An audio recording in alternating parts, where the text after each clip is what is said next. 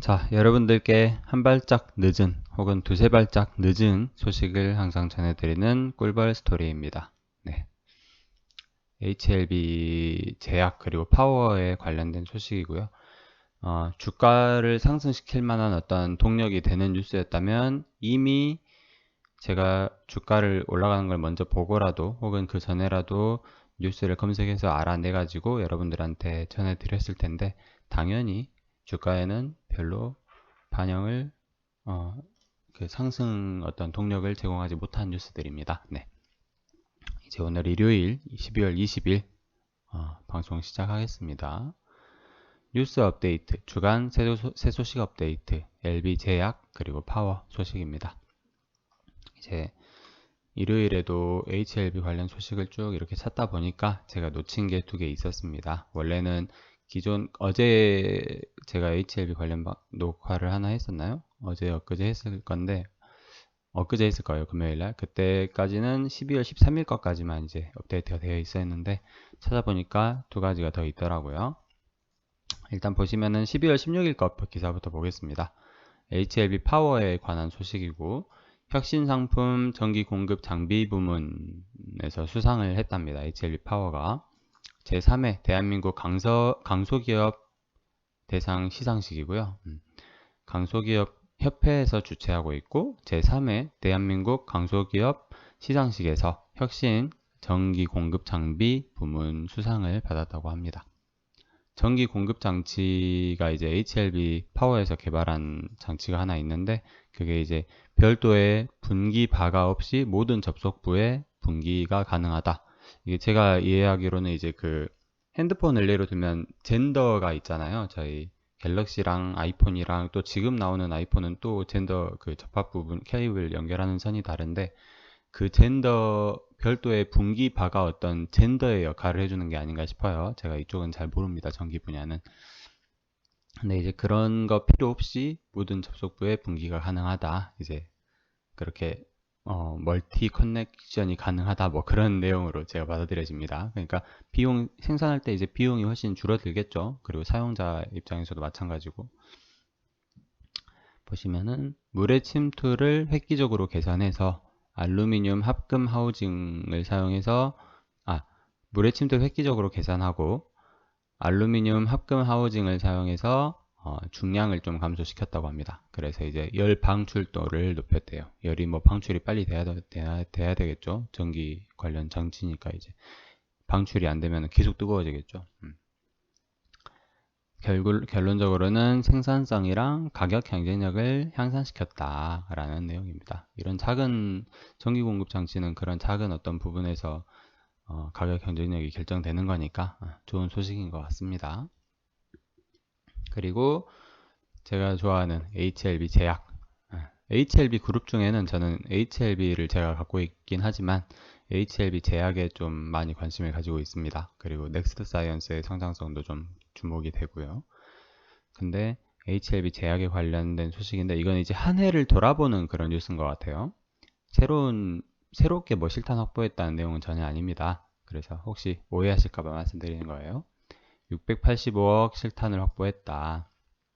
유상증자와 CB 발행으로 685억 실탄을 확보했다. 파이프라인의 역량이 확대될 것으로 예상된다. 올해 한 해 동안 HLB 그룹에 편입하고 또 사명도 변경이 됐고 그리고 올해 한 해 동안 2차례 유상증자와 3건의 CB 발행을 했다. 3분기 말 별도 기준으로 HLB 제약의 현금 및 현금성 자산이 3분기 말 별도에는 296억이라고 되어 있었는데 그거보다도 389억이 더 많아진 셈이다. 최대 주주는 HLB 생명과학이고 17.19%를 가지고 있고 진양곤 회장은 3.19%를 가지고 있다. 파이프라인으로는 이게 중요하죠. 이제 쉽게 말하면 치매 치료 관련 그리고 뇌질환 관련 치료제에 관심을 갖고 있는 회사라고 보시면 돼요. 그리고 생산 공장도 상당히 크게 가지고 있습니다. 국내 유일 척수 손해변성증 치료제를 보유하고 있고 임상 4상을 진행 중이라고 합니다. 보험급여 확대 적용 목적이라고 하고요. 장기 지속형 주사제 제품 개발을 위한 플랫폼 기술을 보유하고 있다고 합니다. SMEB라고 하더라고요. 그리고 이스라엘 STM 제약사인 것 같은데 제약사와 슈퍼항생제, 그리고 싱가포르 타우룩스와 치매 치료제 권리 협상 중이라고 하고요. 슈퍼항생제 그리고 치매 치료제. 세계 최초로 아픽사반 장기 지속형 주사제의 특허를 받았고 일상 중이라고 합니다. 아픽사반은 참고로 경구용 항응고제고 이미 개발되어 있는 약이에요. 이게 어디였더라? 다른 나라 회사에서 가지고 있는 약인데 이거를 장기 지속형 주사제로 특허를 받았다고 합니다. 이건 좀 표시를 해놓을게요. 이 파이프라인들은. 이게 제일 중요하죠. 척추 손해변상증 치료제. 그리고 치매 치료제는 싱가포르 타우룩스사에서 개발을 했고 세계 유일한 타우 단백질 타겟 3상 진행 중이라고 합니다. 이제 그거 관련해서 우리 HLB 제약은 지분을 좀 인수를 하고 그리고 지분 인수 및 한국 독점 권리를 협상 중이라고 해요. 생산 및 판매권에 대한 협상이겠죠. 네, 그렇습니다. 이 정도 소식인데 작다면 작은 뉴스일 겁니다. 대부분의 어떤 HLB 주주분들은 리보세라닙 관련해서만 이렇게 집중을 하고 계시는데 어쨌든 우리 HLB 그룹은 조금씩 계속 성장해 나가고 있습니다. 그리고 완전 관해 소식을 제 시청자분께서 이렇게 말씀을 하셨는데 어제 생방송 때 말씀하셨는데 완전 관해는 제가 12월 9일 날 다뤘던 이 소식을 말씀하신 게 아닌가 싶어요. 확인 부탁드릴게요. 간세포암, 신장암 병행 효과가 확인되었다라는 기사였고 남방병원, 남방의과대학, 그리고 슌더병원, 중산대학 1부속병원 등 5개 중국의 기관에서 진행한 이제 논문이고 아파티닙에 대한 리보세라닙의 중국 명칭이 아파티닙이죠.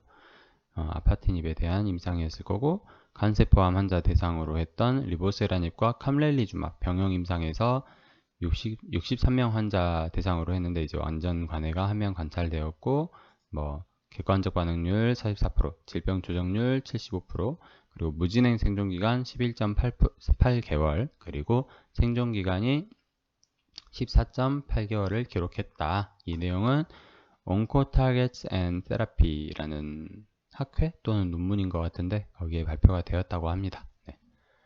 그렇습니다. 이상으로 주간 새 소식, 제가 빠뜨린 게 있는지 찾아보다가 발견한 2가지 소식을 전해드리는 시간이었습니다. 끝까지 들어주셔서 감사드리고 날이 너무너무 춥습니다. 네. 즐거운 하루 보내시고 코로나 무료 선별검사도 적극적으로 참여해주세요. 지자체마다 그 대상이 정해져 있는지는 모르겠지만 정부에서 이렇게 비용 다 지원해가지고 그 무증상 확진자를 선제적으로 찾아내기 위한 활동이니까 많은 참여해 주시면 되겠습니다. 감사합니다. 좋은 하루 보내십시오.